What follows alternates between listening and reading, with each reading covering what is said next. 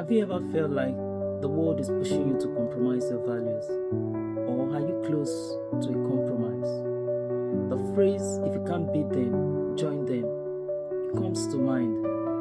And as harmless as that phrase is, it can lead to compromise and conformity.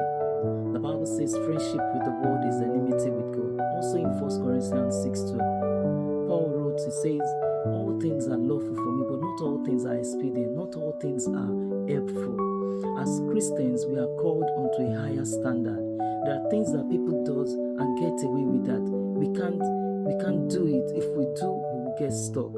And that phrase, if you can't beat them, you can join them. If you join them as a Christian, you'll be beaten.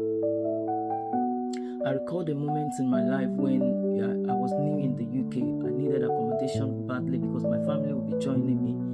And one of the in things in town then was, if you must get an accommodation, then you must lie about the number of children. I don't know why UK landlords don't want children in homes, or don't want the number of children that African parents have. But I made the resolve in my mind that I was not going to compromise. I mean, how do I have 3 children and I account for one in filling the forms? So I made up my mind that it doesn't even make sense to me as a person. And I mean, for what? So I made up my mind that I was not going to. If I was not going to get an accommodation because I needed to lie, then let it be. Don't get me wrong. Accommodation in the UK is a big deal. And one of the things that can help you settle in quickly when you arrive in this country is finding a place to rest your head after a hard day's job. So I am not, trying to downplay the fact that you need a place to rest your head and whatever you need to do to get, but there are things that should not be heard of from us as believers. And that's my standpoint. As I said, I was not going to do it. And when God did it, I did not even have to. The landlord and the agent were not even keen about whether you have children or not. And to shock me most was that we got into a newly built building. We were the first tenants in that building.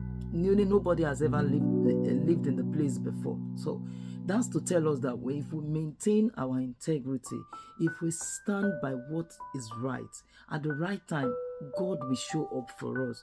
So it's not always worth it, because a lot of times you can't go back to go and make right the wrongs, And I put that in my note. I said, just because we can do something doesn't mean we should.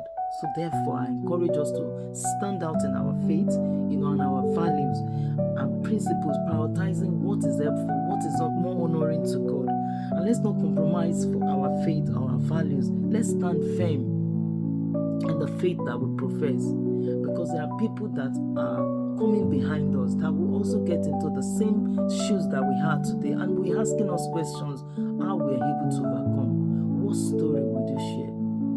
How would you tell the story how you overcome? These things should guide how we react and respond to situations. No condition is permanent, and that's the truth. So sometimes always weigh your options. Is it worth lying for?